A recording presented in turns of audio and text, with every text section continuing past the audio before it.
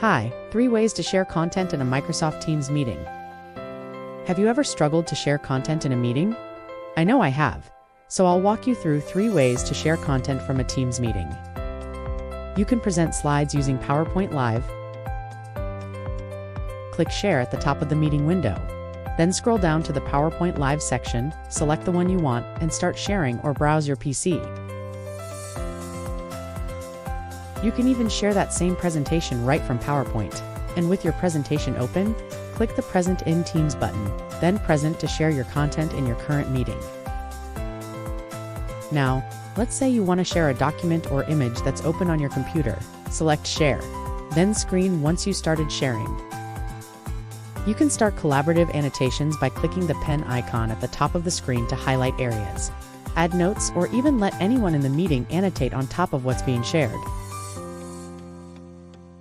And these are just a few ways to share content in a Teams meeting, whether you're presenting or want to collaborate in real time.